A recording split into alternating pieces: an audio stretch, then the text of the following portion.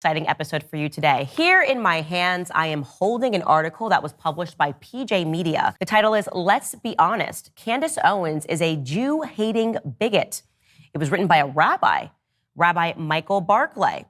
So I read this article, and honestly, there are only two options here. Either this rabbi is genuinely ignorant of everything that I have ever said, in which case I'm happy to clarify it because he will be joining us on today's episode. Or the other option is he's completely aware of the things that I have said, and he is just a monster. All right, guys, we're going to jump right into this. As I stated at the top of the show, we have Rabbi Michael Barclay. He is, by the way, joining us really last second, so if the shot is not perfect, really appreciate him coming on such short notice. Rabbi Michael Barclay, welcome to the show. Thank you. Thank you for having me, Candace. And Candace, I really want to tell you, I've written certain things, and it gives me great optimism that you're gracious and reached out yesterday and wanted to get together. It actually makes me very optimistic.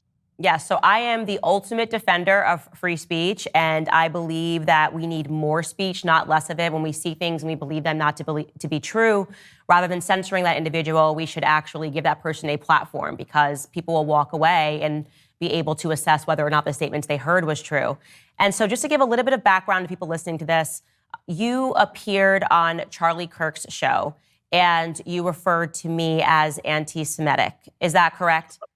Okay. Not only that, Candace, I've actually written a couple of articles, one in November and one last week, about your anti-Semitism. Yeah. Correct. And referring to that article that you wrote last week, published on March 9th, the heading reads, Let's Be Honest, Candace Owens is a Jew-hating bigot. So that's very punchy, very strong language. And I want to actually go through this article point by point so that you can defend your position and say why you wrote this. Candace, I think before that, and as I said, I'm very optimistic that you would have a dialogue about something. I think before that, there are some real steps, which is, I have called you, and I'm not alone in this, many Jews have called you an anti-Semite. Mm-hmm. I've also talked to people who say you have a really sweet heart, just so you know. You and I have a number of mutual friends in the world. But I think it's important to first identify what anti-Semitism is. It is a different type of hate than any other type of hate in the world. And if you and I are speaking crossways because we have a different understanding and definition, that's not going to lead to any dialogue. That's not going to lead. Look, I said to Skylar, I'd love to walk out of here and say, you know what, I was wrong, and write an article, I apologize, and I was wrong. But the first piece is to have a mutual understanding of what is anti-Semitism. I think that would help a tremendous amount. I actually totally agree with you on that. That is a perfect place to start. Could you provide for us a definition of anti-Semitism? Absolutely. I really appreciate that, because I think that is the break. If we're not speaking the same language, where can we go, right? Mm-hmm. So there's a man, a blessed memory man named Lord Jonathan Sacks. He was the chief rabbi of England. He had a great line. He really defined anti-Semitism, that anti-Semitism is Jews have no right to exist collectively as Jews with the same rights as other human beings. Which is kind of a weird statement. So let's just track back a bit to understand the history of anti-Semitism. 2,000 years ago, Jews don't accept Jesus as Messiah. For people who do not have faith, as the early Christians, as some of them have faith, some of them accept Jesus, but they don't really in their heart. And you and I both know people like Rob McCoy who accepts it fully in their heart, and other people who are doing it without faith. And those who have less faith, the fact that a Jew exists, let alone thrives, is a threat to their faith, because how can the Jew not accept Jesus as God and still thrive? Unless he's associated with the devil. So you start having these myths that are created of the Jew being identified with the opposite of God. This really codifies in 1144 in Norwich, England, what's called the Blood Libel. This is really important to understand, especially today in 2024. In 1144, a young boy is killed, and the local priest says that's because the Jews need to make their matzah with Christian blood. It's called the Blood Libel. It's blame the problems of other people on the Jew. It's just so you know, that's so ridiculous, not only just on its face, but we're forbidden from even having meat that has any blood in it. This is a Torah law. You can't have, that's why, we can't have steak tartare. Okay? So this gets perpetuated in combination with a 4th century, what's called the Vulgate. I'm sorry, did you say in 1140 this happened? 1144 in Norwich, England. Okay, go on. This is after in the 4th century, you have something called the Vulgate. The Vulgate is the official translation of the Bible. In Hebrew, there's no vowels. And the person who translates, St. Jerome, who translates the Vulgate, knows what he's doing is translating wrong. He puts down that when Moses comes down from Mount Sinai, he has horns, Karen, when actually the word was Karan, meaning that light shone from his head. So now by 1144, you have the anti-Semitic myth of Jews have horns and they drink blood. And I know people who've been asked when they went into the army and other places, can I see your horns? So this still exists today in 2024 throughout America. And I don't mean just in little rural areas. It exists today, these myths. That Vulgate Bible is the official Catholic Bible all the way through the 1970s. So it is, you need to understand that that's a piece of it, that they're equated with this kind of hate. Because it's about Jews not having the right to exist collectively, when they live in their little communities in the Middle Ages, anti-Semitism is a hate against their religion. By the time you get to the 18th and 20th centuries, when so many Jews have assimilated, they are in culture, they are in arts, they're in science, it's no longer against them for their religion, it's against them for their race. Because anti-Semitism is the oldest hate in the world and the hate that mutates. In 1948, because remember, it says Lord Sachs. Oh, I just want to pause it. You said it's a hate that mutates. Correct. So your belief then is that the definition of anti-Semitism can necessarily change. Is that correct? It's not just my belief. It is the commonly accepted understanding in both the Jewish and academic worlds. Okay. This isn't, okay?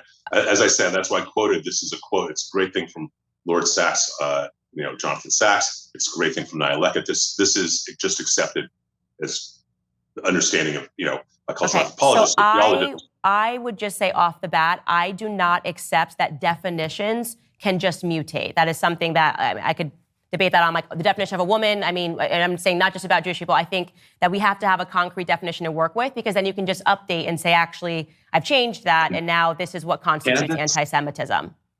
But Candace, that is the horror of anti-Semitism. So what you are saying to me is that anti-Semitism is this and does not change. What I am saying to you is that the entire world and scholars about anti-Semitism recognize that it is a unique hate. That if you define it as that Jews should not be able to exist collectively, as a collective, they just shouldn't have that right. That changes from the Middle Ages with religion, the 18th through 20th centuries about race, and then after Israel's created, it's a hatred based on the nation. And until that is understood, that it is, this isn't something that's really questioned about among academics, theologians, Jewish scholars. I'm not presenting it. This is why I thought that I'm so optimistic about a dialogue. But I think a part of it is you view that the hate can't mutate. And what I'm trying to tell you is that we have 2,000 years of history that demonstrate the exact opposite. So, and I'm going to just push back just gently here. For me personally, if I thought that racism could just be an ever-shifting definition based on the experience of Black people, it would be a remarkable power, and I would be able to create something like BLM, which could say that everything was racist. So I am not going to be able to agree that definition should be able to transform according to what's happening during the day. But here's what I will say. If you could, just because I think it's really important for us to get to going through this article, because then you might be able to explain why you view it as anti-Semitism. If you could just give us what you are saying the current definition of anti-Semitism is today, that would be very helpful. The current definition of anti-Semitism today has to do with what the feelings are. It has to do with anti-Zionism, number one. That is a definition. Anti-Zionism, anti-Israel is anti-Semitism. Okay. This isn't so you believe that Jewish people can be anti-Semitic? Absolutely. Okay. So when you see a gathering of Jewish people who say, I'm Jewish, but I don't support Israel or Bibi Netanyahu, you say that person can be anti-Semitic. You just did two different things and was very, you just did two different things that were totally unrelated, Candace. Okay. You said that Jews that do not support Israel. Yes. And you said Jews that do not support Bibi Netanyahu. I'm just saying that because he's the current prime minister. So I'm saying like if they say I don't support. No, this is where you're missing the point. So Okay. I'm going to go under the following premise. Okay. I'm going to go under the premise that you care about people. You and I don't know each other, but I'm going to go under that premise. I'm going to go under the premise that you have no desire to ever hurt anyone. Okay. That's the premise I'm coming into this dialogue with. You have been devastatingly hurtful.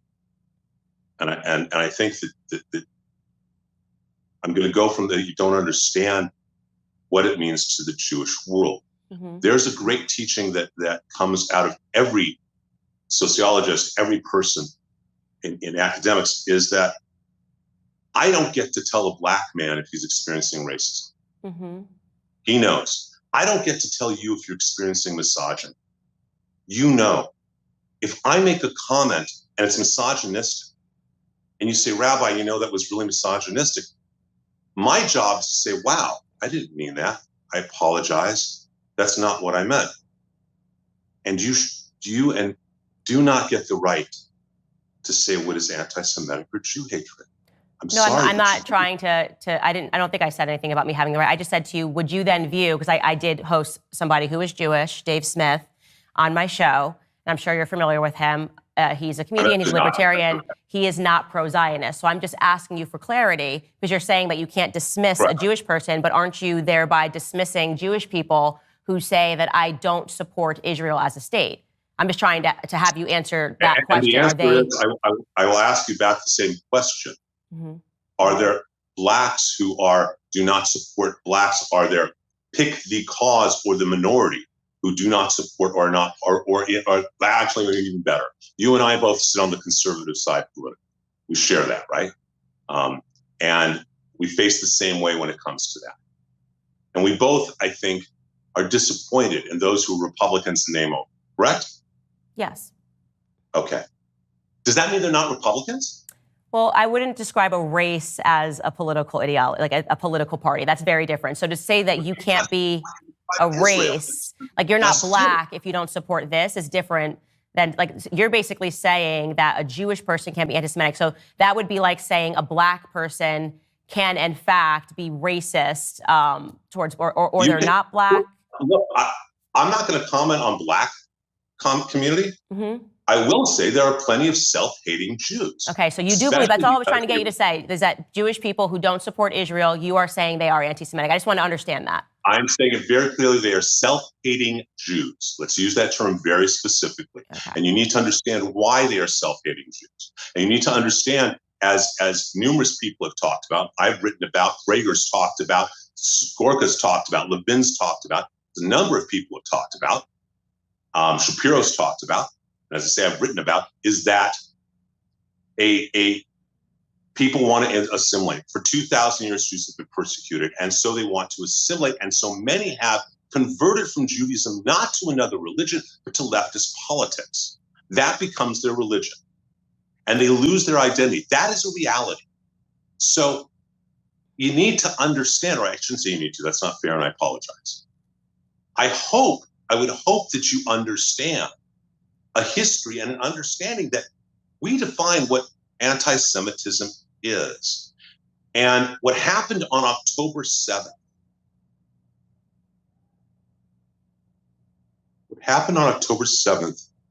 and I wrote an article about you in November. I don't know if you read it or not. I was told that you had, but I don't know if you did or not. I did not. Okay. I wish you had, and I really wish you had, because we might be in a very different place. You went on Tucker Carlson this is in November. And okay, go ahead. I'm going to say I want to talk about that, because you put that in this article, which was published just last week. So I wrote a very specific article, and you can find it right now. And it was an impersonal invitation to you and for you, that despite everything else I had read or seen or heard, that my belief and my hope is that your comment of wanting to have an academic discussion about October 7th came from a place of not really realizing what October 7th was. October 7th is unique in recorded human history as the ugliest day of humanity. What was done on October 7th? Taking a young woman, taking her phone to videotape her being raped on the corpse of her dead boyfriend, and then shot on it and sending that video to her parents. Beheading a man with a garden hoe, kicking a woman until her body parts fall off, is unique in terms of the intention to attack civilians.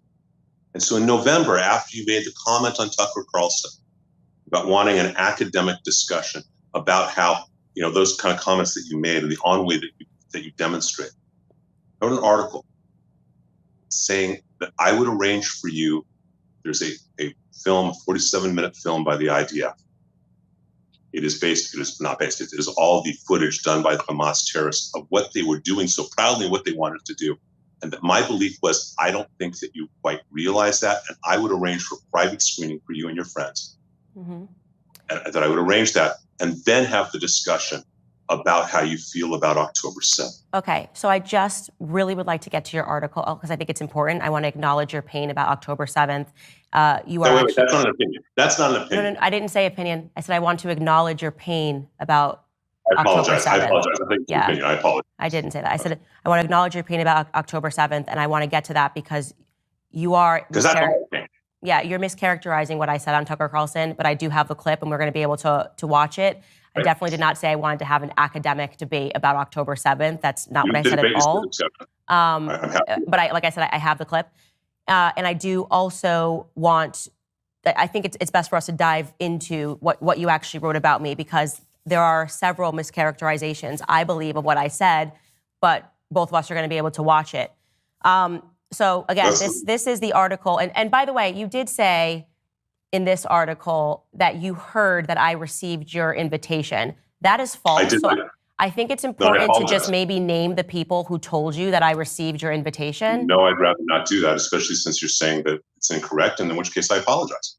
No, you can apologize. I just think that a lot of the reason that things happen is because there is this sort of back channeling and discussion, and nobody told me that I got an invitation, and now you've written that I refused an invitation, and so that adds to people believing... So Candace, I'm going to ask you a question right now.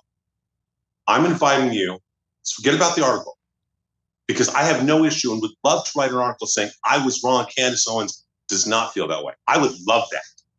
So I'm inviting you right now. I will set up a screening for you. Will you come? If you set up a screening for me after we go through this, I want to also be able to estimate your character by going through some of the things that you wrote. You did write some things that I believe... Wait. I'm asking you a yes or no question. No. And I just said to you, I'm going to give you an answer to that, but I want to first go through your article because I want to be able to estimate... Wait. I'm asking you a question. I will take the entire article. I'm not saying I'm not going to answer your question. I am just saying that I would like to go through this, see how you feel. You said you hadn't had an invitation. I'm asking you. I don't have to be there. I'll set it up for you. Okay, sure. If you want to set it up for me to have a screening of that here without you there, that's fine. What I'm saying is that I would not, based on what you wrote about me, I wouldn't take an invitation from you anywhere. I think that's fair given what's in this article. I think that's a normal human response, that if somebody has written something that is utterly libelous about you, it mischaracterizes what you said. But if you want to set it up separately and you want to send it to the Daily Wire and you want us to have a private screening, I absolutely will watch the events of October 7th. You know what? God bless you. And had I ever heard you say that, I wouldn't have written an article. Well, I think you still would have, because you made a lot of points in here. No, I wouldn't have. No, I wouldn't have, because I believe in the idea that it's about what we act and learn. And we have a concept called Shula in Judaism. No, actually, honestly, Had you said at any point what you just now said to me, that you would watch a screening, I don't need to be there, that you would watch a screening. If I set it up, I would not have written that article. Okay. Well, I do still want to go through these points, though, because you Okay, but do you hear that, please? Yes, I hear that. And thank you for saying that. Right. But a lot of what you wrote in this article is a lot of what I'm assuming you have a friendly relationship with Rabbi Shmuley has been saying about me. So it's really important to go through these points, because when you write something like is a Jew-hating bigot, that's very strong language, and we need to go through these points. So we'll go through all of them, sure. Yes, thank you. Okay, let's just begin here. So you basically make the argument that I'm drunk on fame, and that is the reason why I have let out the truth about who I am, which makes me a Jew hater. First thing you say is that this is a woman who is such an anti-Semite and so ignorant of history that in 2018 she publicly said that Hitler was okay. Do you actually believe that I publicly said that Hitler was okay? So from the recording that I heard, including the congressional testimony, which I think was taken out of context, and from the comments that you said, okay, and you correct if I'm wrong, but my understanding from your comments is you were asked a question about nationalism. And you responded about nationalism using the example that nationalism was good, and that what Hitler was nationalistic in Germany, and that was okay. You have said specifically you think Hitler is a horrible, et cetera, et cetera, et cetera. And you have condemned Hitler, thank God, without question. And you also brought him up in that discussion about nationalism. Is that all accurate? So when you just write, she publicly said Hitler was okay, that is dishonest, because what I actually was saying was answering a question, as you brought up, where we were not even talking about Jews, not talking about the Holocaust. A woman was asking about whether or not it's okay for people today to say that they're nationalist when it's often associated as a dirty word. And what I was saying was that it's wrongly associated with Hitler. I don't believe that Hitler was a nationalist, because obviously Hitler invaded Poland. He obviously had ambitions outside of... So we have the clip, so we're going to play it. So again, the question that's being asked of me is whether or not nationalism is an okay word to embrace. Let's play the clip so we can hear me and what I actually said. Absolutely. Yeah, I agree. I actually don't have any problems at all with the word nationalism. I think that it gets the definition gets poisoned by elitists that actually want globalism. Globalism is what I don't want. So when you think about, whenever we say nationalism, the first thing people think about, at least in America, is Hitler. You know, he was a National Socialist, but if Hitler just wanted to make Germany great and have things run well, okay, fine. The problem is that he had dreams outside of Germany. He wanted to globalize. He wanted everybody to be German, everybody to be speaking German, everybody to look a different way. That's not, to me, that's not nationalism. So again, we're trying there to define nationalism. Does your statement, she publicly said that Hitler was okay, is that an honest statement? Yeah, so let's talk about this for a moment. Is that okay? Yeah. You were asked a question about nationalism. You responded with an example of Adolf Hitler. Yes, I said because Americans associate, the reason why they think it's a dirty word is because of Adolf Hitler. You respond, and you have subsequently, and I've seen you subsequently, and I think you even said it at the congressional hearing, you have obviously condemned him for who he was. But you brought Hitler's name into a discussion. Correct. And you justified that this is how America feels or how people feel. And that's your take on it. It's not necessarily accurate. And in fact, it probably isn't from an actual sociological standpoint. But that's your opinion. Fine. But Candace, you put in the same sentence what he did if he just had stayed in Germany was okay. But more importantly, and here's a piece of the anti-Semitism. Why bring one of the most evil men of history into the discussion? You could just as easily have given any negative examples of nationalism. You chose to bring Hitler on, not them. I did. And I have if I could go backwards in the context of trying to understand why Americans think that nationalism is a bad word, it was appropriate for me to bring off Adolf Hitler. It is totally appropriate in any capacity when you are talking about history and historical sentiments to bring up any relevant character that has created those sentiments. So I just want to yes or no. After watching that, I want to make sure we don't run out of time here. After watching that in context, do you think it is fair that you wrote, she publicly said that Hitler was okay? Hitler was okay. Yeah. Yes, by bringing me even into the conversation, yes, I do. Okay, great. Let's move on here, because again, this discussion, we're having it between us, but I want the public to be able to, deduce what's fair and what's not fair. You then wrote this statement. A mere month after the horrors of babies being beheaded, women being raped, and the slews of horrors from Hamas, Owens went on Tucker Carlson's show to speak about how it really wasn't that bad and why should she even care? After all, she seems to think that Hitler was okay, so what's the problem? Is that true that I went on Tucker Carlson's show and said that October 7th really wasn't that bad? Yeah, actually you did. And you did it through the implications and the words. And I actually do know where some of those clips are because I've rewatched it multiple times. Mm-hmm. And you specifically say you want to have an academic discussion. You specifically say, I don't want to misquote you, that you believe you have a moderate stance. Okay. Because you see the children dying and on both sides, and you talk about the pain, and I think you do feel pain about Gaza. And this goes back to the anti-Semitism, Candace. What happened October 7th is unique. It is to even make a moral equivalency. This is one of the keys in anti-Semitism and in any prejudice and bigotry, is that an inappropriate moral equivalency is created. When someone says that this race, these people, whomever, are like dogs, they've made a moral equivalency between those people and dogs. That is bigotry. That is hatred. So I first want to debunk the idea that I did not, I in any way said it really wasn't that bad. That statement never came out of my mouth. And I also want to show that actually, contrary to that,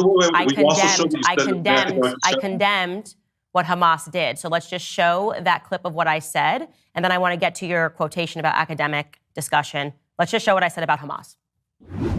I have seen every single person, including myself, condemn what happened on October 7th. Because who wouldn't condemn terrorism? It's obvious. Who would not condemn innocent Israelis dying? But if you then say that it is also sad when an innocent Palestinian child dies, suddenly this is pro-Hamas, or you need to say, even when you're talking about how sad it is that a child dies, you need to button that statement by saying, but that child was a human shield. That's not going to be my response. First off, as a mother, that's not going to be my response as somebody who is about to give birth. When I see these images of children involved on both sides of the conflict, I've pointed to the people that are mocking dead Israeli children and said that they are horrific. I am even keel on this matter, and yet people think that you need to be extreme. So people that have become more radical and extreme are perceiving a moderate stance as not enough. And because I was about to say, people can disagree with you or agree with you or whatever, but you certainly don't seem radical on this topic. And I'm going to hold here before you comment on that, because your next sentence, as you just said, she wanted to talk about the depravities of Hamas as an academic discussion and refused to even condemn Hamas. So we just saw that I did condemn Hamas. And regarding the academic discussion— No, you didn't. I'm sorry. No, you made a moral equivalency between Hamas and Gaza. I didn't do that. There is no moral equivalency. What Hamas did is evil. It is not a tragedy only, it is evil. I'm sorry, Candace, but you make an equivalency that does not exist in most people's mind, and certainly in no Jews' minds. Okay, so I'm glad that you said that, so people can hear what I actually said and hear what you are saying and how you are taking it. I don't know how you could write this statement, she refused to condemn Hamas, when I literally said who would not condemn these horrific events. You don't condemn them uniquely evil. You put them in pari passu relationship. So you're saying that even though I did, so now you're admitting that I did condemn Hamas, even though you wrote she refused to condemn Hamas. What condemnation is? Is this where you really want to go? Is have an English discussion about what condemnation is? You wrote she refused to condemn Hamas. These are your words. Because when you put that, at the moment you say that they have a moral equivalency with anything else, that's not condemnation, no matter what. I said it's sad when an innocent. It's not condemnation, and is it's it, not. I'll just ask you a question. Is it sad? Candace, is it sad? Extreme. Sure. Sit there and do that. I don't want to cut each other off, okay? Because clearly what we are having here is just a disagreement. There's no reason to get angry. Do you think? Do you think it is sad when an innocent Palestinian child dies? Candace, I cry every day, and it's not just for Israel. And this is one of the things you clearly do not understand. The same way most don't, who are anti-Semites, who don't get it. I cry for what's going on in Israel. I cry just as much for what we are forced to do. Golda Meir had a great quote. She said that one day we may be able to forgive them for killing Israeli children. We will never be able to forgive them for making us kill their children. So what about my statement of saying that I also cry for Palestinian children is wrong to you if you also admit it is sad when Palestinian children die? It's painful, but it is not in any way, shape, or form morally equivalent to October 7th. That is the anti-Semitic bigotry. But I didn't say that. I just want to be clear. People are watching. It's just not what came out of my mouth. But I'm not gonna. I don't want to get hung up. I don't want to get hung up on that. I want to now point to. You said I wanted to talk about the depravities. I'm going to quote it. She wanted to talk about the depravities of Hamas as an academic discussion. Actually, I was talking about NATO, and here is the clip of what I said when I used the words academic discussion. Take a listen. I mean, you can go back to me even talking about NATO expansion before things erupted between Russia and Ukraine, yes. and having a meaningful discussion about how much expansion is too much expansion. How would we feel if we had troops on our border? These are things that should be allowed in an academic discussion. You should be able to sit on stage and should be able to debate these ideas without using ad hominem attacks. You're using it in the reference, Candace, in the dialogue about October 7th. You're using your discussions of NATO as an analogy, in an analogous way, about how we should be able to discuss October 7th. From a foreign... There is no analogy. Okay. So you think that it is fair, after listening to that, me talking about NATO and me talking about Russia and Ukraine and saying that we should always be able to have an academic discussion about foreign policy, you think your statement still is fair, saying that she wanted to talk about the depravities of Hamas as an academic discussion? Because you're using that context, and you're the one taking your own quotes out of context. I played it. I didn't take it out of context. I just played it. Then play the whole paragraph we were talking before. That's the entire issue. I did. So the first part was what I just showed you. That was actually a split clip. The first part, the first half of that was when the one that we just showed you, when you said that I said it really wasn't that bad and why should she even care? The first part I say I condemn Hamas. And then I said that I've been consistent in always saying that we should have a topic, we should be able to discuss foreign policy removed from ad hominem attacks, because that is the truth and that's how I feel. But to be clear, Candace, I just broke out academic discussion because I was referring. Candace, okay. I'm going to ask you really simple questions. Mm-hmm. Okay? No. I want to keep going through this. I think it's important here. It's about this. So I'm going to ask you a simple question. Do you ever mean to hurt people because of their race, religion, or color? Ever? Do I ever mean to hurt people? Say that because of their race, religion, or color? Ever? I can't hear the last part of it. I don't know why I'm not hearing. I'm sorry. We'll apologize. We know about the technology. Do you ever intend to hurt or want to hurt anyone based on their race, religion, theology, color, etc.? No, never. Not once. All right. What you need to hear is your statement. I'm not alone in this, because it is in the whole context of October 7th.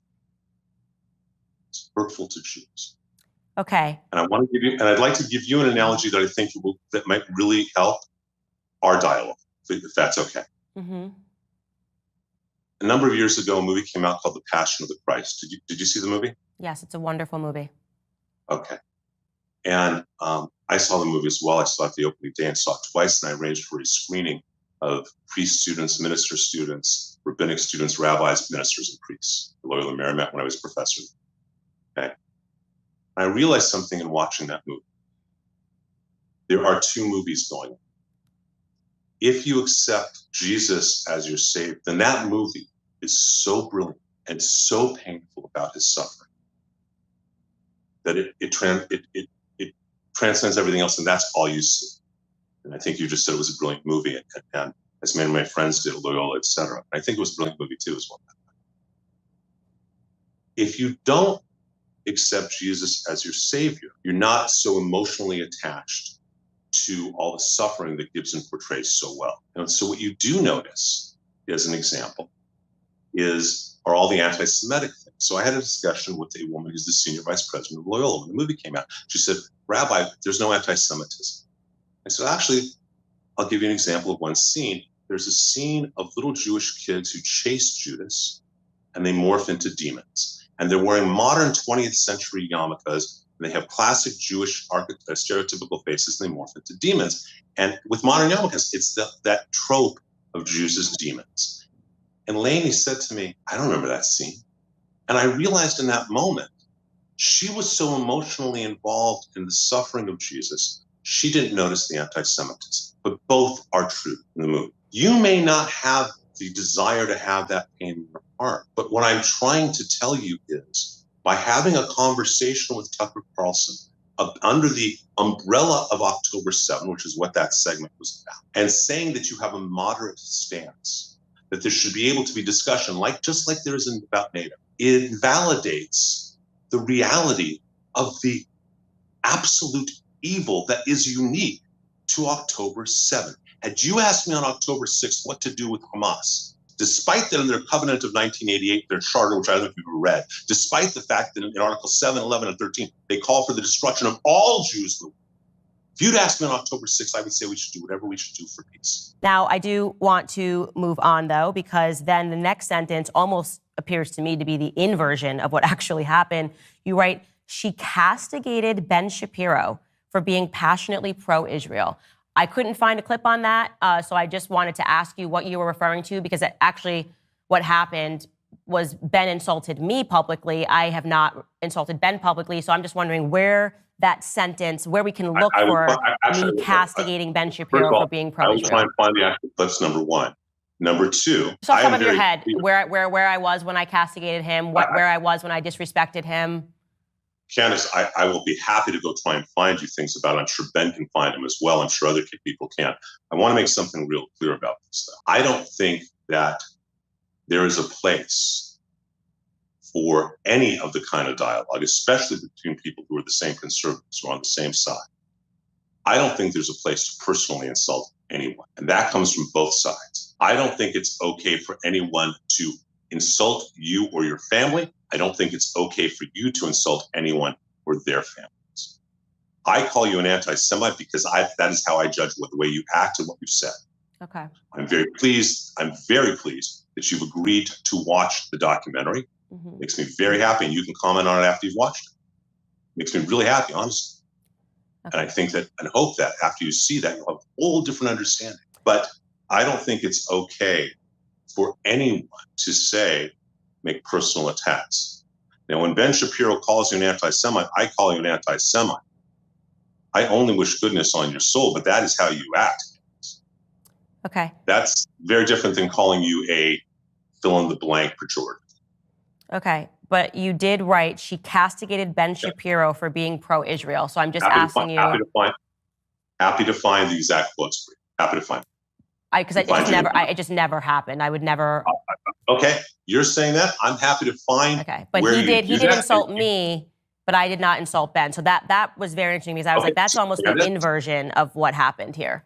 Well, okay, Candace, he says something differently, I think, but I will find and give. I'm happy to let Skylar know a place in and only in that specific interview, by the way. In that interview. We're talking about that interview. That's why I was asking you, what interview? Me and Tucker talking about Ben? You're saying that I castigated him for being pro-Israel. Okay. Candace, I'm happy I'll say it again. I'm happy to find those spaces where you castigated him.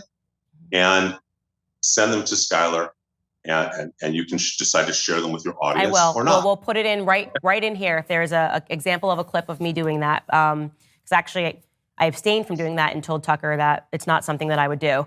Okay, then you go on to talk about me attacking Rabbi Shmuley. My audience has already seen him attacking me over the last 2 years. And I'm just going to ask you a basic question. Does a Black person or any person have a right to defend themselves? Absolutely. Okay, because that is interesting, because Rabbi Shmuley and his daughter have attacked me and made videos of me for 2 years straight. I have responded once, and you're basically saying that I'm anti-Semitic for responding. So I want your perception of when it is that a Black person's allowed to respond. So, Candace, first of all, I know Shmuley peripherally. We've probably met a half a dozen times. Okay? He is an incredibly knowledgeable man. He formed L'Chaim Society at Oxford. Incredibly knowledgeable man. And with 9 kids, right? And we have something in Judaism, predates Christianity, but it's also Christianity as well to an extent, called Lashon Hara, the evil tongue. That to gossip, to say certain things like that is really a huge avera. It's a huge sin. It's a huge thing. I don't know all the things that he has said about you. I do know he's called you an anti-Semite, and so have I. That's not a personal attack on you and your family. For you to call a man who is extremely knowledgeable, an unholy rabbi, and his hag daughter, forgetting about what he may or may not have done. If he's attacked you personally, if he's said whatever horrific things about you personally, that you are a blankety, blankety, blankety, blankety, blank, he's wrong. If he's attacked you or your children or your family, your mother, for you to, rather than comment on whatever he's done, to call him an unholy rabbi, that is way out of line. You don't even know what a rabbi's supposed to do. So let me ask you a question. There's no truth by way do you view that as anti-Semitic for me to respond? So it's okay. So he can attack me for 2 years. Is he a racist, just to be clear? I don't know how he attacks you, so I can't comment. So what if I say that the definition of racism changes, and if you attack a Black person, you're a racist? Depends. Candace, you don't get to get away with that. It depends how it changes. No, I'm asking, because at the beginning of this discussion, you did say that you can't tell a Black person. It's been 2 years consistently of him and his daughter attacking me, saying that. I wasn't there. I'm asking you. I'm asking with all. Okay, but if you're saying that you weren't there, why would you put this into writing? Isn't it incumbent upon you to research what's happened before you start saying to me that defending myself is anti-Semitic?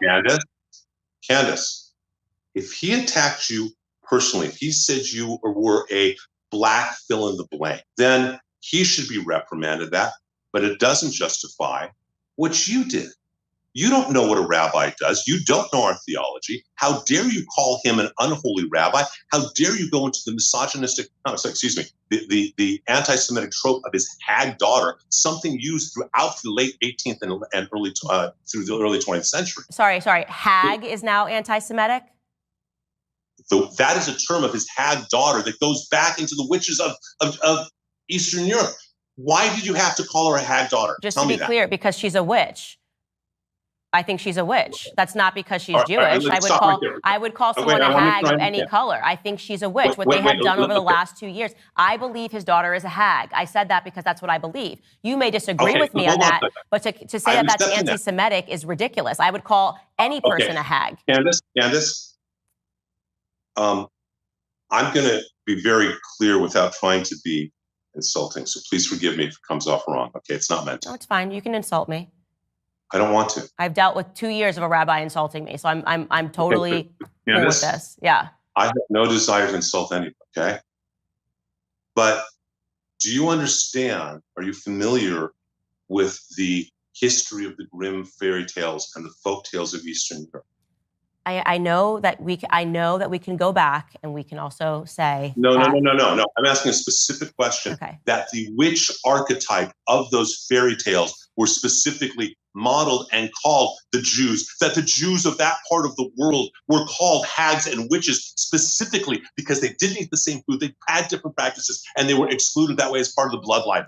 So you are saying that we can by calling a rabbi's daughter her a witch, a hag daughter, you have tapped into an anti-Semitic trope that goes back hundreds of years, whether you mean to or not. Okay. Now that I've told you that, Okay. Do you think maybe there are better words to call her than a hag daughter?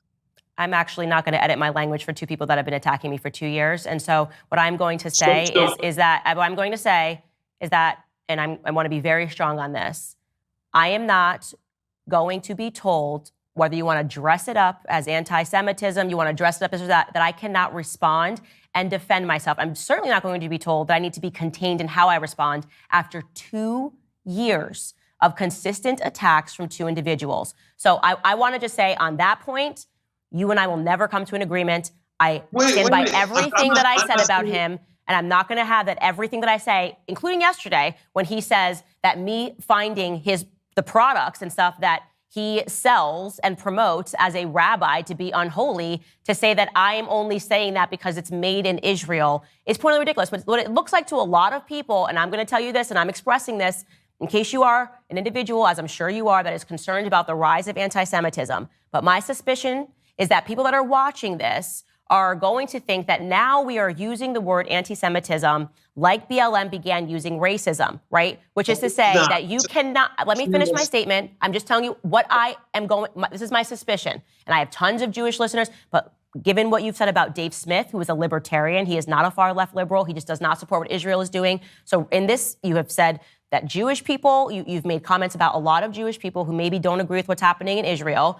You are now saying that a person who's been attacked for 2 years still needs to be careful in how they approach a Jewish person that's been doing the attacking. No one is going to accept that. Not what I'm saying. That's ridiculous. Candace, and then to say this said. Particular word, it sounds like everything that anybody says, it needs to we first need to weigh it against the feelings of somebody and their history. I could find examples of black people being called witches. I can't then say that nobody can ever call a black person a witch, even if it has what happened in Salem. You could go on, right? But the point is that if you're a black person, you've been attacked for 2 years, I don't care if a person calls them a rabbi. In fact, I would question what it means to be a rabbi. Maybe you can explain. If you have been consistently attacking and threatening somebody, literally, he gave a quote to the Jerusalem Post, which actually I like the Jerusalem Post. They report on things very accurately, in which he says that he wants to bankrupt Candace Owens. That is a direct threat to somebody's livelihood. It is despicable. And because you call yourself a rabbi, it does not mean that people cannot say that it is pointedly ridiculous that you are using finances as a mode of threat against people because you don't like their speech. It is ridiculous. And let me tell you what, that leans into an anti-Semitic trope about Jewish people and money. For a rabbi to stand up and say, let's bankrupt her. You can talk over me all day. You can scream. I'm not screaming. I've let you talk a lot. That's not fair. I've let you talk a lot. Candace, it's your show. You're going to edit and say what you want to say. I'm not going to edit this whatsoever. I promise you. Okay. Great. Terrific. I appreciate that. If someone is attacking you, you can defend yourself. And if someone is saying a bad thing about you, I would even go and defend you as well for them saying that she's a black such and such, she's a female such and such, she's whatever it may be. If he's attacking you, and again, I'm not privy to those 2 years of attacks that you have. But the moment you start saying things like an unholy rabbi, when you do not know a rabbi's job and you don't know Judaism, you don't know what is considered kadosh, what is considered holy or not holy in Judaism. The moment you make those kind of comments, you've crossed the line. And you didn't need to make them. I get you're angry. I get you feel violated by him. I get you feel that he attacks you unjustifiably. I haven't been part of the discussions, so he may have. But that doesn't ever give you then the right to say what you said. And it demonstrates, again, a pattern of behavior of an unawareness that you have about Jewish theology, a lack of awareness you have about Jewish history, and about anti-Semitism. The fact that you can't accept what all academics, I shouldn't say all because everything's all, but what academics, what Lord Sachs, what theologians all accept about that anti-Semitism is the unique hate that mutates. What Prager has done a PragerU video on.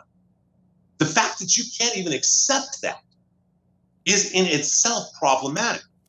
I think that do you understand that you have decided that you, Candace Owens, are more knowledgeable, wise, and you may be brilliant in a lot of fields. That's not what I've said. I've never said these things. I didn't say I was more knowledgeable, wise. I just said I call his daughter a hag, and I meant it. I'm not taking the words back. That's what I've said.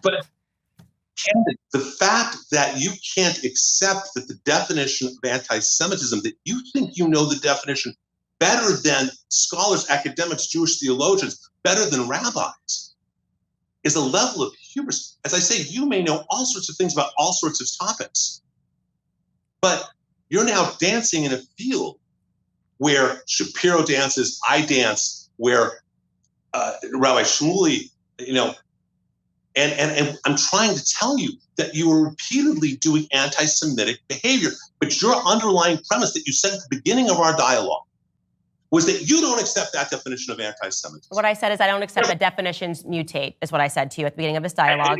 And I'm telling you that's the definition of anti-Semitism. You have now said that you know more than Lord Jonathan Sacks, who I believe, I'm going to guess, actually knew your father-in-law, because it's not that big of a world there. And you can ask anyone about Lord Sacks. You are now saying that you don't accept the definition. Well, okay. What I'm saying to you is that there's debate even amongst Jewish people about the definition of anti-Semitism, as I pointed to you. No, that's a pretty much accepted one. That's a pretty much accepted one. If you're saying the definition mutates, then you're saying it has no definition, right? It has no definition. Comes from the word define. If it has definition, it has a shape, right? You can't say the shape can mutate. The square can become a circle, can become a triangle. That means that it has no shape. You're talking about an amoeba, right? I'll say it again. It mutates because the definition, again, I'm quoting Lord Sacks, directly quoting him, where he says that Jews have, this is his definition, it's pretty much accepted. Jews have no right to exist collectively as Jews with the same rights as other human beings. Yes, that sounds like a definition. And the reason that it mutates, how that becomes manifest, is because in the Middle Ages, it's about religion. When they come out of the shtetls, when they go into the cosmopolitan areas, and in the 18th through 27th, or 20th century, excuse me, that hate has now manifested and mutated. So it's not about religion, it's about race. Just so I'm clear, did Lord Sacks say it mutates, or are you saying it mutates? I'm sorry, I couldn't hear. I apologize. Did Lord Sacks say it mutates, or are Lord you? Sacks. Lord Sacks. He says it mutates. Correct. Can you just re-say the quotation, his direct quotation? That is a hate that mutates. It is a hate that mutates. It is a virus, he calls it, that mutates, and that he's not alone in that. Mm-hmm. And then by the time you get to the 20th century, it now has mutated to be anti the nation. So the hate manifests as first religion, then as race, and now as nation. So would you say that anybody who takes issue with anything that Israel does is an anti-Semite? Of course not. That's ludicrous. Okay, because... That's a ludicrous statement.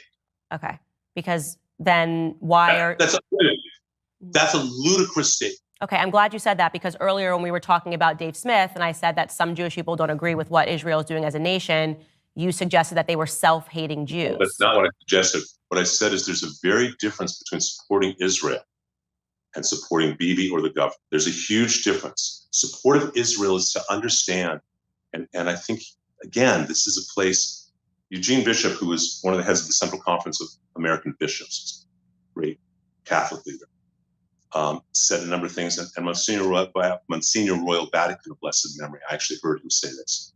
Royal said he was one of the first people to do interfaith dialogue after Vatican II. And Royal said the following. He said that no non-Jew can ever fully understand the relationship between the Jewish people and the land of Israel. In the same way that no Jew can understand how a bunch of old bishops, old cardinals, go into a building, white smoke comes out, and suddenly one of them is infallible. It's a quote from Royal Vatican of blessed memory, one of the founders of interfaith dialogue in the 60s and 70s. What I'm trying to explain to you is our tie to Israel. That when you make an anti-Zionist, not just you, when anyone makes a comment, an anti-Zionist comment, that is anti-Semitism. But when you say anti-Zionist, etc. Mm-hmm. And when you say anti-Zionist, you don't mean criticizing Israel's government. Just to be clear. You can criticize the government. Okay, so I'm just not. But criticizing. Okay, but let's go. Can we follow that path for a moment? Because I think this might get us somewhere. And as I said from the beginning, I'm optimistic. I'd like to get somewhere. Mm-hmm. To criticize Israel's government is one thing. You want to do that, great. Especially you want to criticize America's involvement in its relationship with Israel. You're an American citizen. I'm supportive of that. But understanding. Have you ever read the Covenant of 1988 for Hamas?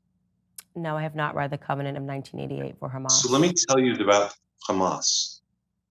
In their charter, which you can find easily online, the Covenant of 1988, they claim that they are a subsidiary for the region of the Muslim Brotherhood, which I'm sure you know a lot about or learned a lot.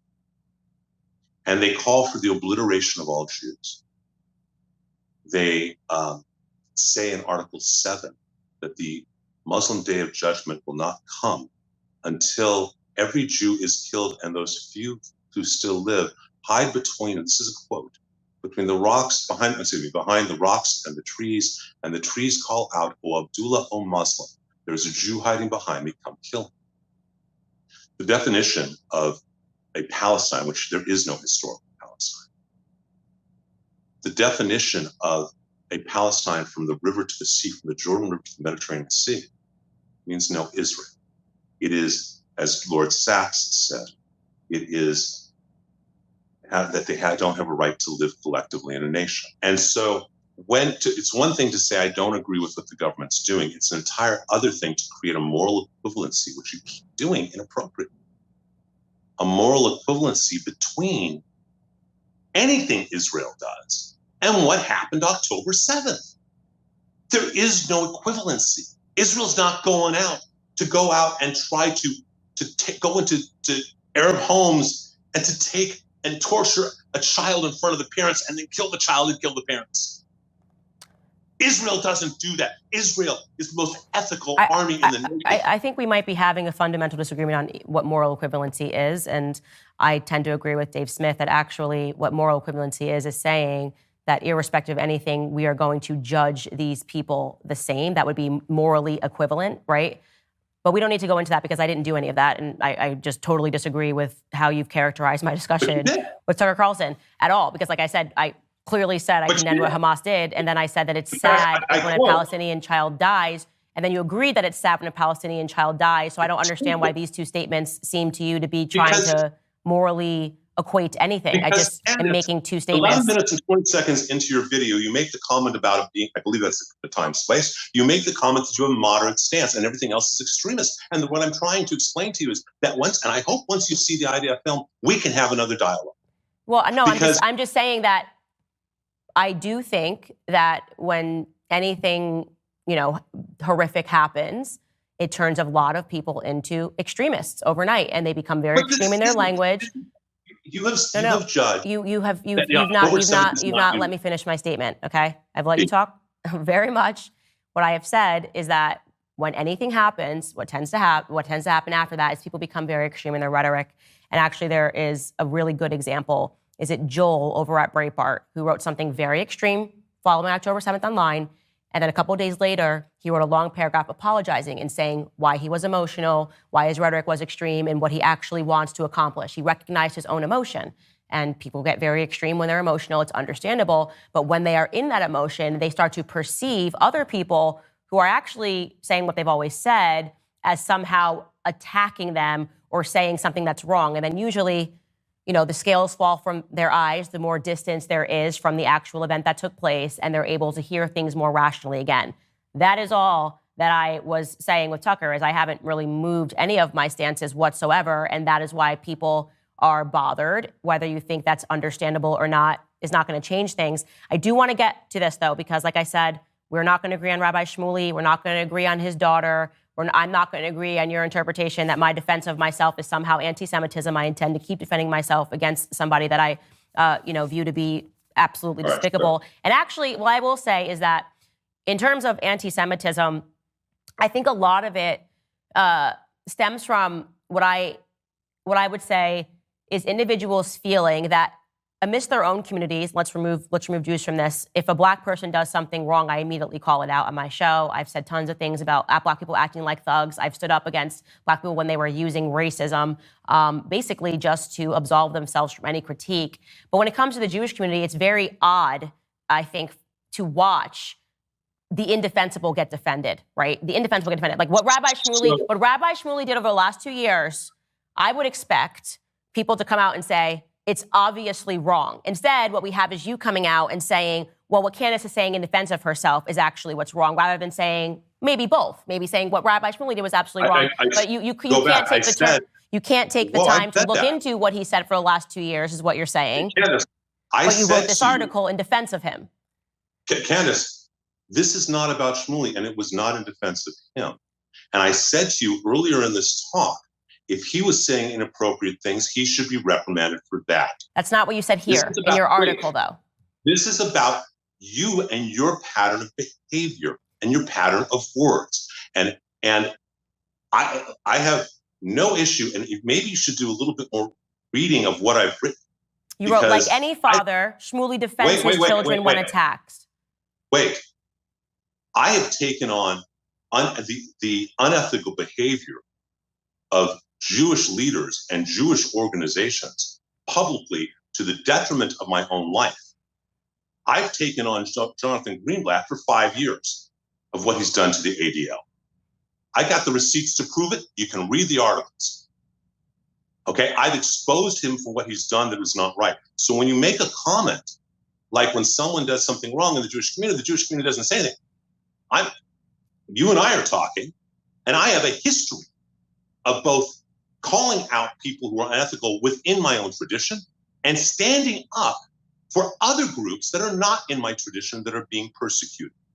Okay. Last year, about a year, and you didn't do the research about that, because about a year and a half ago, Catholics were being so disrespected. I'm not Catholic, by the LA Dodgers wanting to honor the Sisters of Perpetual Indulgence, a trans group that dresses up like nuns, and honoring Dodger Stadium.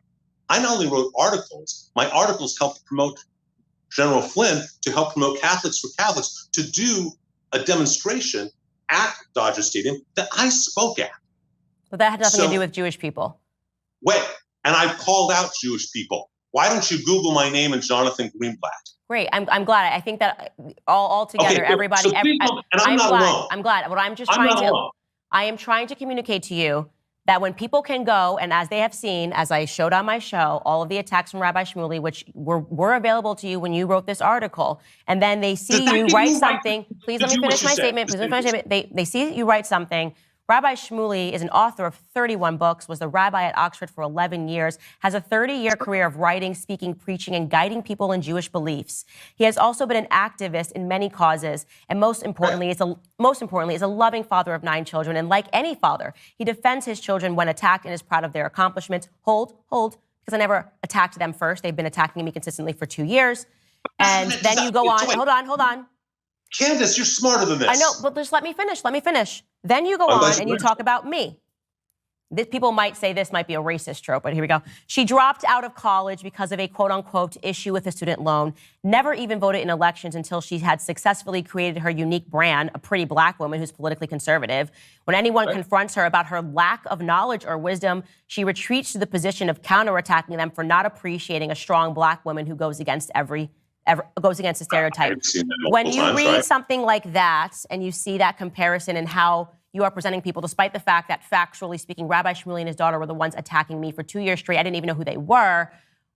When you speak about me like that and make it seem like I'm sorry, let me use your words here, lack of knowledge or lack of wisdom, how do you think the public perceives that when I'm the one that's being attacked? I'm not concerned about how the public perceives it or not. Okay. What I'm concerned about is if you believe, and I cannot judge this because I'm not aware of 2 years. I don't follow. Okay, just my life is too busy. I got a congregation and teenagers and all sorts of things. If you believe that Shmuley Boteach and his daughter are doing things that are attacking you on a personal level, not attacking your persona, not attacking what you do. My calling you as anti-Semite is attacking you for how you act, not attacking you as a human being. Please understand there is a difference of who we are and how we are. She dropped out of college. Please let me finish. If Shmuley go ahead. is attacking you, if he is attacking you on any personal way, that doesn't mean it's okay for you to attack him. You know better than that. You teach your children all that better than that. No, I actually, like everything I'm saying about him, like if this is holy, like, selling butt plugs with your daughter, I don't know. Okay, Maybe wait. you're right. I think it's gross. All right, I think it's disgusting. And I do not, it's not the definition of holy in the Christian faith, is what I would say. It's weird to me. Well, okay. It's very, and this could be a difference in our religions, but by the way, your religion does not trump my religion. So I think that you should respect the fact when I say something is unholy, I am referring to my religion. His relationship between him and his daughter is very creepy to me. The sex podcast is very creepy to me. The idea of sitting down and talking to your father about, topics of sex in any regard is creepy to me. Him promoting butt plugs that are sold by his daughter is creepy to me. I have a right to say that I find this to be utterly unholy and that any faith leader, at least in the Christian community, would agree that all of this is giving us very weird vibes between the father and daughter relationship. I can say that all I want. And I do think that part of it, and this is where we get to the topic of where people perceive this and they say, is this a form of Jew supremacy? To say, suspend your Christianity because my Judaism matters more, is the feeling that I get when you say, you don't get to say it's an unholy rabbi. Pornography, pornography is unholy in my view. You might disagree with that. It is unholy to Christians. The topic of pornography, peddling pornography, selling butt plugs, the commercialization of pornography is unholy. And I'm going to continue to call him unholy because that is what I deem him to be. And I say that as a Christian. Okay, so Candace, if you made the comment, right, and you said that this man, rabbi or not rabbi, because it doesn't matter if he's a rabbi or not, from what you're telling me, your understanding of your theology is, okay? Your understanding of your Christian theology, I don't know what denomination or sect you're part of, is that what he's doing is unholy. Then for you to say that, from my Christian perspective, what this man is doing is unholy, I absolutely respect. For you to say, my position as a mother, as a woman, I find what is going on here is creepy. I don't find that anti-Semitic in the slightest, either of those comments. I really don't. But so please hear that, because I don't. If you'd said this guy is creepy, okay, that's not anti-Semitic. That's your opinion on the relationship of what he's doing. If you said what this business that he and his daughter, I don't know if it's he and his daughter or just his daughter, I don't know if they're combined in the business, I have no idea. But that this business is, from my Christian perspective, is very unholy. That's not anti-Semitic. It's not. I mean, if you had said that, I wouldn't be talking about it. But I shouldn't have to say as a Christian. It's just, I am a Christian and it's unholy. Okay, no, you determine, you who are not a theologian, who does not know Jewish theology at all, and I'm pretty sure doesn't know what Gemara or Mishnah are or how they're used, or the dialogues about marital intimacy, you've decided he's unholy. Yeah. Now, if you said, from my Christian perspective, he's an unholy man or he's doing unholy things, God bless you, and I'm fine with it. But you didn't. You said it's an unholy rabbi and his had daughter. Mm-hmm. And again, what I was really hoping to hear, which I haven't heard from you once in this very long talk, is the realization of saying, you know what, Rabbi? I hadn't thought about that. You're right. I understand how that would be considered anti-Semitic, and that wasn't my intention. I have a problem with this man. I have a problem. I've seen zero so far, other than the fact that you say you're willing to watch a documentary film by the IDF. I've seen zero self-responsibility of saying, you know what? I didn't mean that. I didn't say that, or excuse me, I didn't mean that. That's not my intention, and I'm sorry. Well, I just want to. I haven't heard that from you once. What I made clear to you is that's really disappointing. Well, I don't want you to be disappointed, and as I always say to people, I'm serious. I don't want you to be disappointed.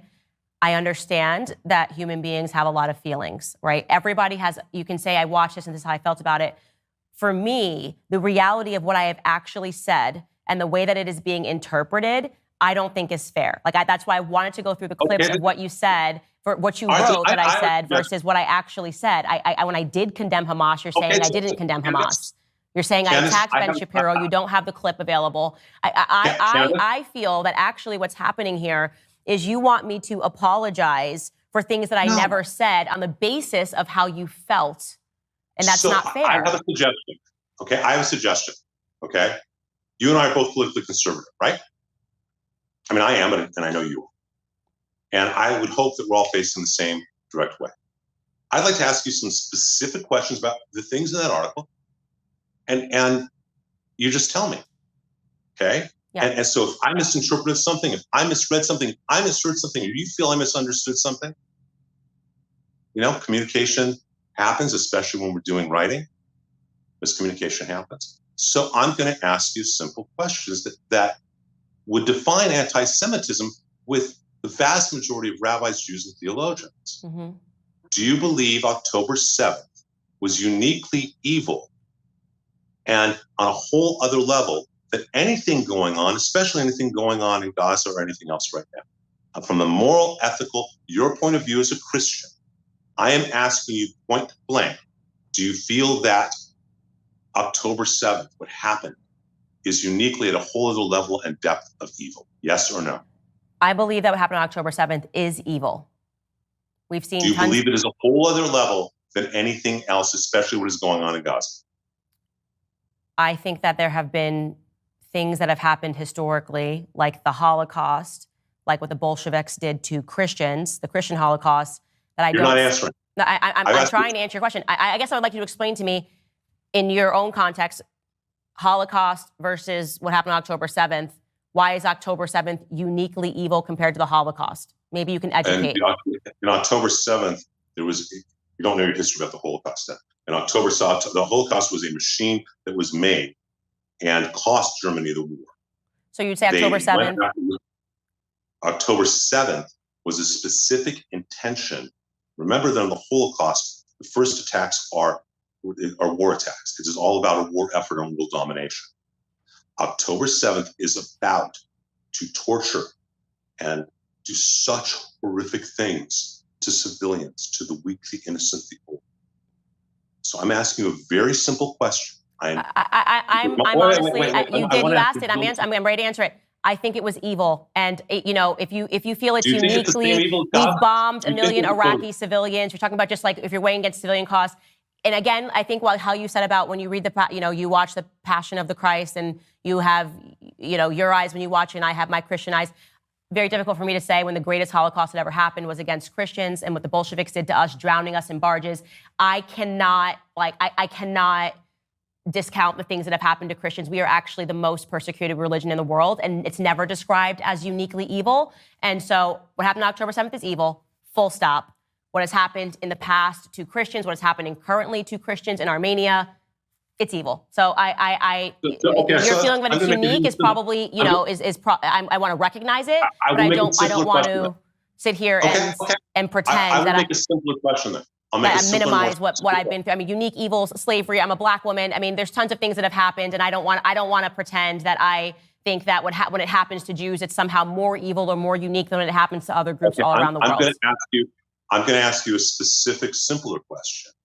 Do you believe there is a qualitative difference between what was done on October 7th and the horrible tragedies that are going on in Gaza, with children being used as human shields and dying and being killed, with all of that?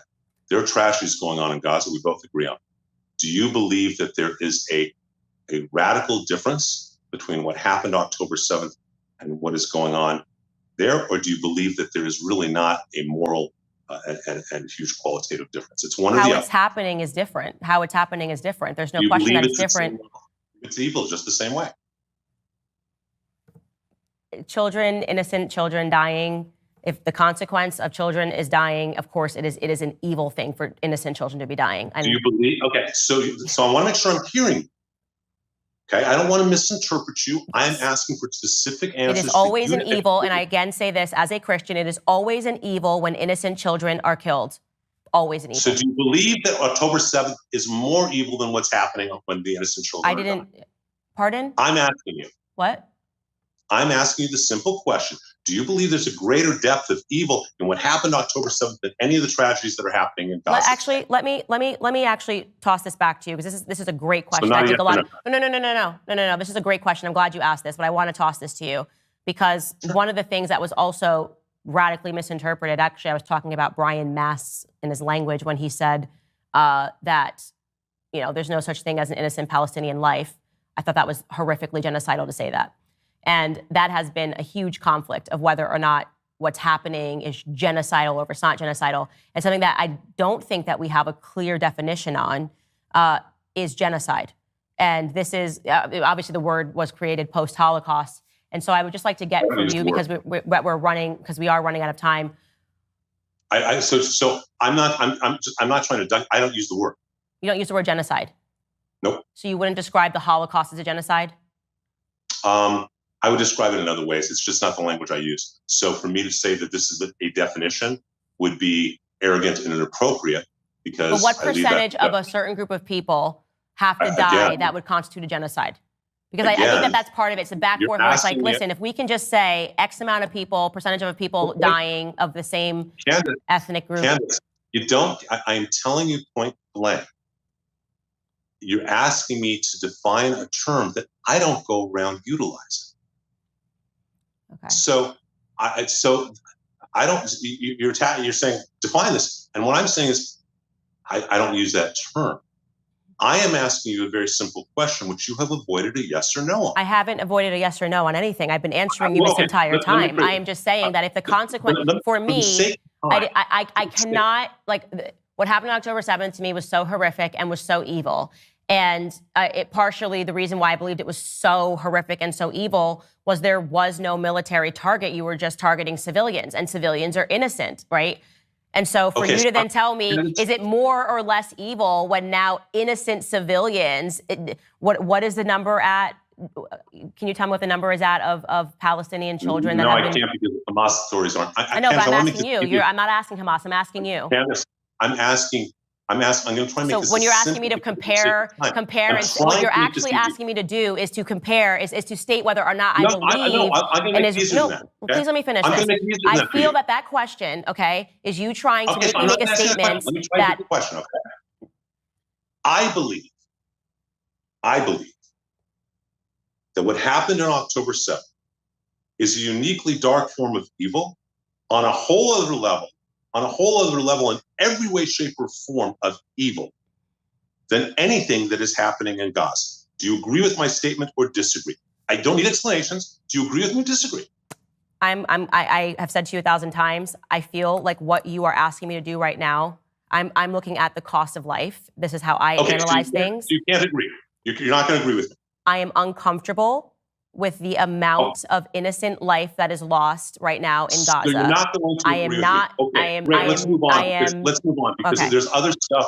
Because there's another piece in that article. Because part of it feels like you want me to weigh, like, is Jewish innocent life worth more than Palestinian innocent life? And I'm not comfortable with that.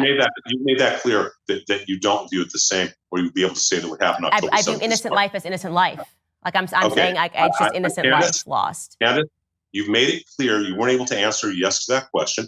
Fine, let's move on to something else that is. But I want to again state. You already made yourself clear. I don't need more. No, you've made yourself clear. You're good. I'm good. Please stop, because it's important for listeners to understand. When you ask a question like that, okay, it's different than you saying, do you think it is justified for people to defend themselves? You are basically asking me a question: is more Israeli life, is that more of an evil when it's lost than when more more innocent Palestinian life? And I am not comfortable with that question. Candace, that's not what I said. But that is. No, I made a statement of my beliefs and only asked you if you could agree or disagree. You couldn't take a stand. I'd like to move to something else in that article that we have not discussed, because I am conscious of time, which is you make a comment again, and I think you do want to discuss this as well, I'm going to guess, and I want to be conscious of your time because I think it's important. You said where you stand on October 7th. That's fine. You stand where you stand. You make a comment in your comments back to Shmuley Boteach about, and again, you make an equivalency where you talk about the Hollywood Jewish gangs, that Kanye West believes that, and that shouldn't we be able to talk about? And you make the analogy with Crips and Bloods, and I make the comment how anti-Semitic this is because it's a trope that goes back almost 100 years. There was and how Jews control Hollywood. In the 1920s, the Hollywood entertainment industry was started by, majority of the people who started the studios were Jews. They couldn't get jobs in any other business when they came to this country. Many of them were sons of rabbis. And there's a truth, and there's a great book called Empire of Their Own, how the entertainment industry was started by Jews. And how they did control Hollywood in the early days. They employed other Jews who were unemployable.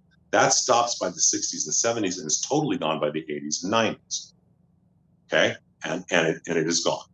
It is a trope that people say. Understand that when we go back, remember we talked about the blood libel? Mm-hmm. Blood libel has become a term that's understood by academics, anthropologists, socialists, not political, but social anthropologists. The blood libel is when you're blaming Jews for the problems of other people, that you're radically blaming them for because of the anti-Semitism as a form of anti-Semitism. For many decades, you were told, oh, the Jews control Hollywood, this secret cabal, and they control Hollywood. You perpetuated that. Again, I understand you were defending against Shmuley Boteach. I understand that you've explained yourself about Rabbi Shmuel. But you made the specific comments about this Jewish group, I think you call them gangs or thugs, as opposed to saying that there are people who run Hollywood who are bad people, who do bad things. I'm not going to question whether there are or are not. But you identified the noun to their adjective of acting badly as a Jew. When the reality is that Jews don't control Hollywood. There may be many executives who are Jews, but that doesn't mean that they are anything other than Jew in name only. They go to temple twice a year. You and I both know Christians like that, right? Yes. So we both know like that, right? I wouldn't judge a Christian. I would not judge Christians based on the idea that some of those guys who don't really practice Christianity, as my friends who are pastors define it, I'm not Christian, that people who call themselves Christian but don't act in a Christian way. I would never use the noun of Christians. Whether these people, their mothers were Jewish or not, you perpetuated an anti-Semitic trope that is almost a century old. And as opposed to saying there's some bad guys who are doing bad things, and when they're called out about it, they hide behind a call of anti-Semitism. That's a very different kind of statement that you could have said, as opposed to talking about the Hollywood Jews, the Jews controlling Hollywood, that whole thing. Well, I never said the Jews control Hollywood, but Jewish people have said that. We can share an article of a link here, LA, that was published in the LA Times a couple of years ago, where a Jewish man wrote, let's face it, we do run Hollywood. That was totally fine a couple of years ago. Maybe he's anti-Semitic, though. Pardon? Never fun. It's not ever been fun. Okay, well, I'm just saying like this has been said, and it's actually funny because I was reading a very old article yesterday, forgetting the guy's name, I'm blanking on him, but he was the founder of Screw magazine. He's a Jewish guy, Al something. I'm blanking on his name. Anyways, he gave a very long interview about how, the Jews hire the Jews when they get into Hollywood. And like I said, this was said not 100 years ago. So this was something that many Jewish people have said, but sure, I guess you're saying that now it's a trope.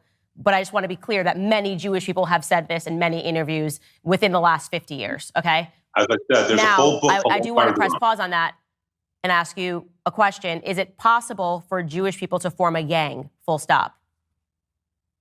Define gang. To form a gang. I mean, let me phrase that because I don't even need to ask that question. The answer is, of course, there is, because there were Jewish gangs in New York. Okay, yes, of course. Common sense that Jewish people can form a gang, Black people can form a gang. Gangs exist, will always exist. Jewish gangs have existed and will always exist.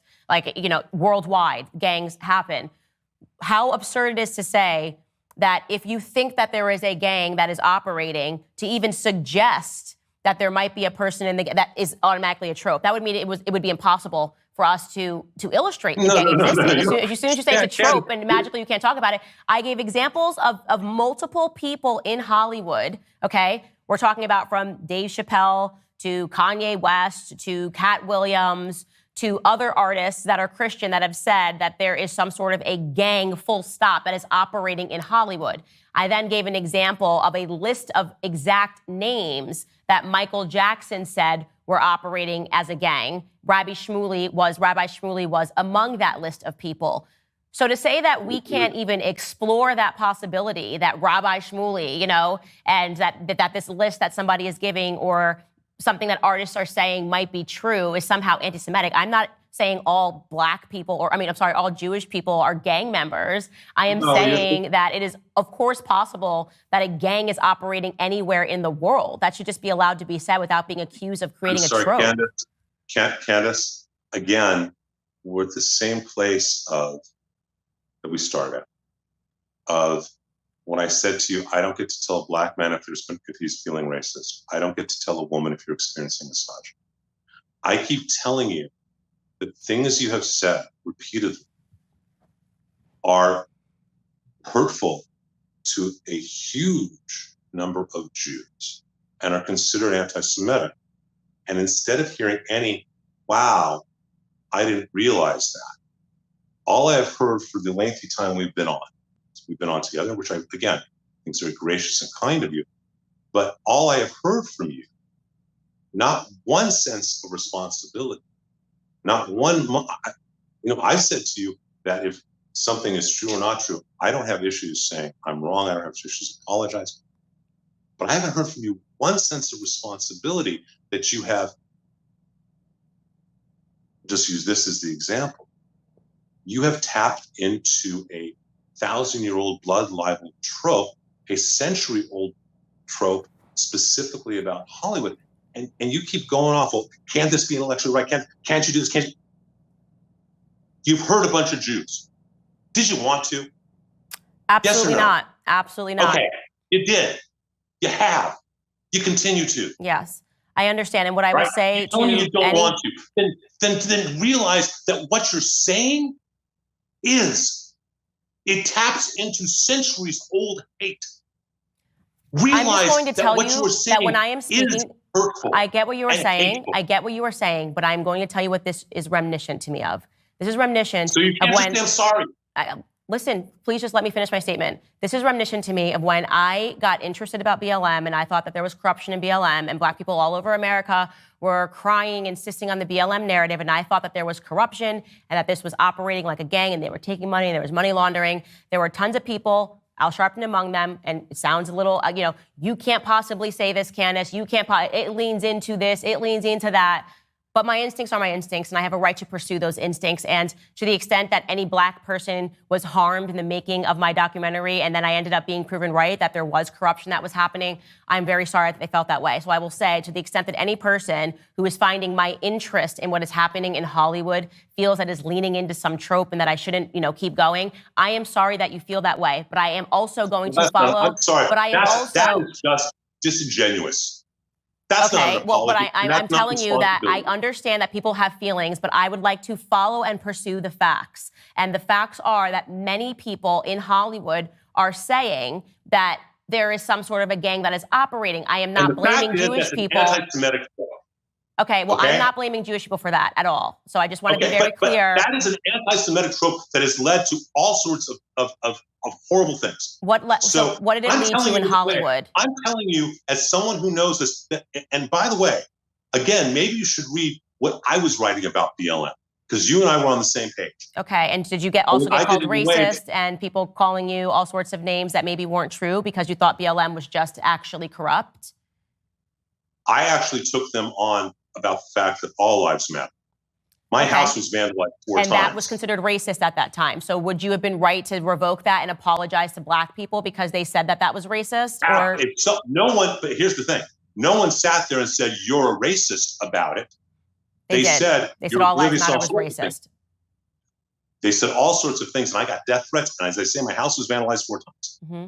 But you were right. I called for a strike of MLB on PJ Media, of Major League Baseball, the day that they decided to put BLM on Major League Baseball. And if someone said to me, you know what, you're playing into a stereotype that goes back centuries old of fill in the blank, I would have rewritten something. I would have said, I'm sorry. Okay. I am telling you with absolute authority that what you are saying about Hollywood is anti-Semitic. There's not this is what theologians, this is constant, and it is an expression of a blood libel going back to 1144. You're saying, well, I don't mean to hurt someone. Okay.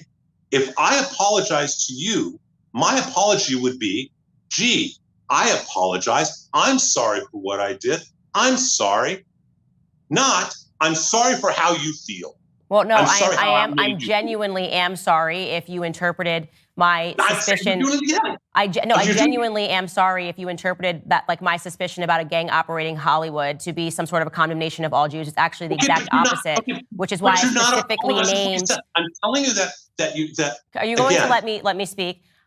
That is the reason why I specifically named Rabbi Shmuley, who was listed by Michael Jackson, who has been listed multiple times and who I believe operates like a gang member by his threats that he's been saying against me, that he's going to bankrupt me.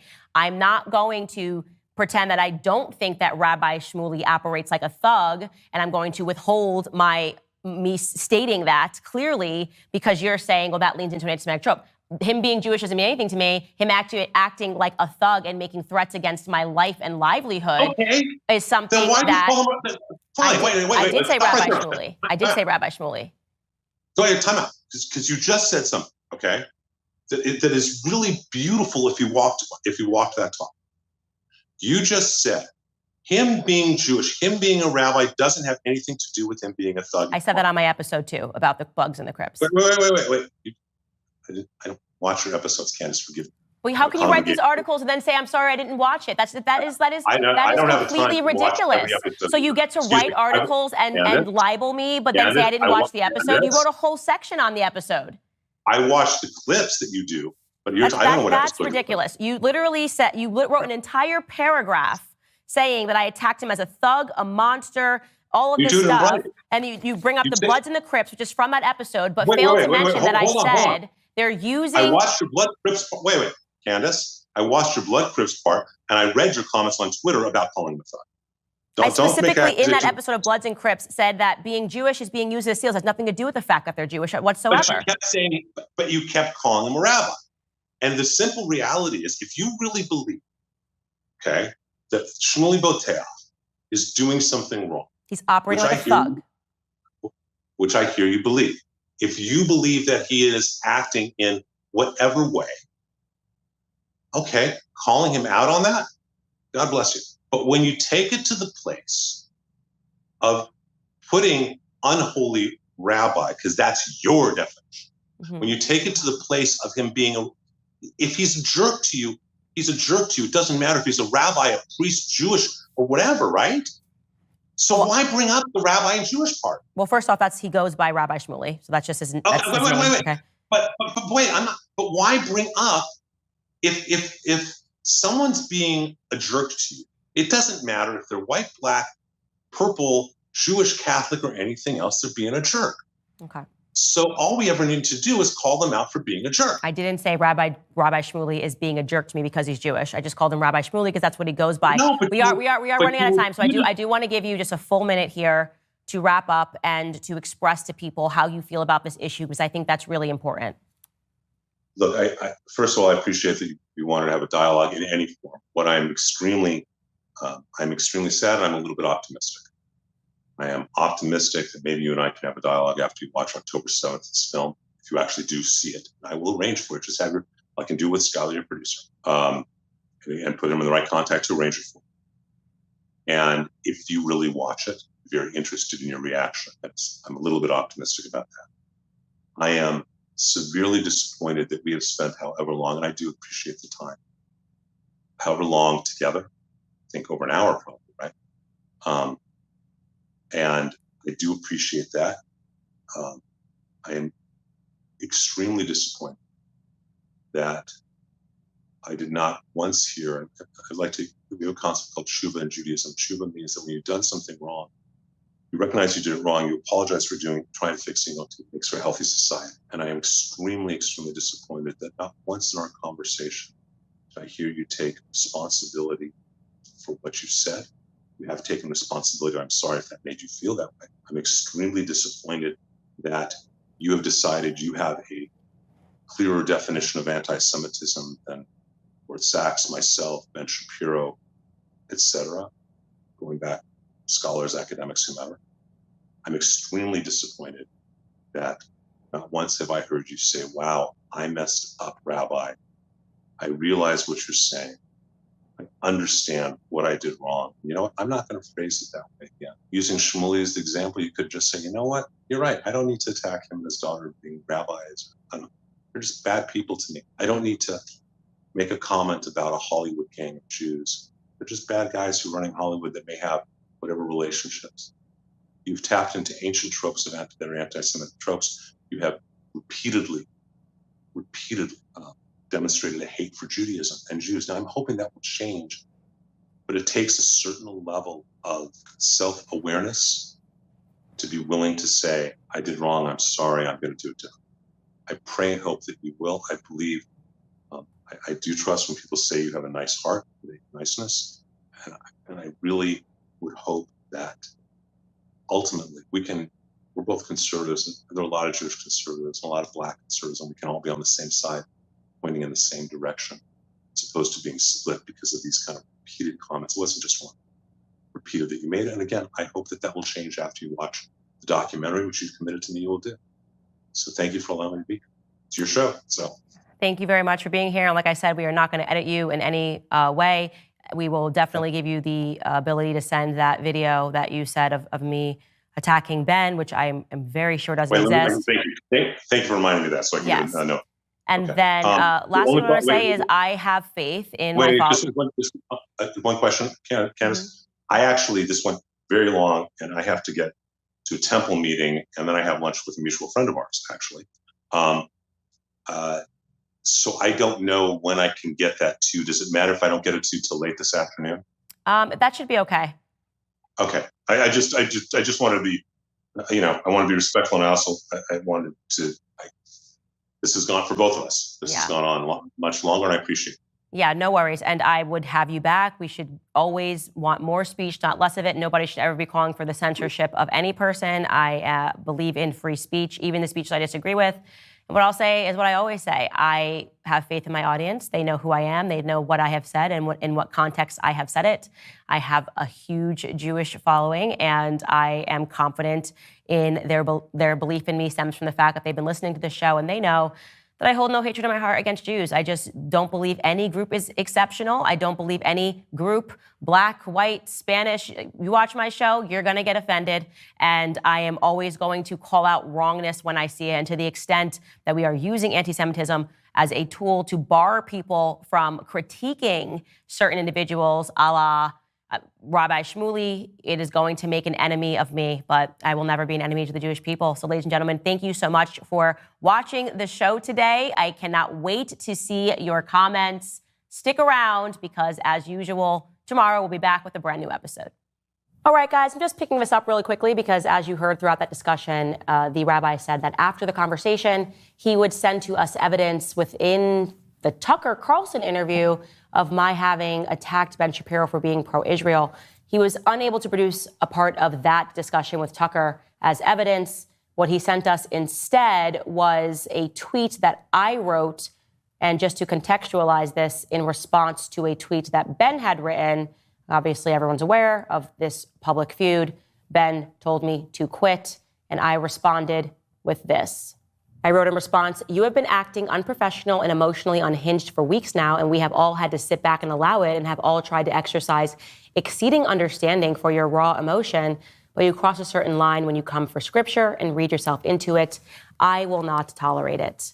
I wrote that in response to Ben writing, "Candace, if you feel that taking money from a Daily Wire somehow comes between you and God, by all means quit."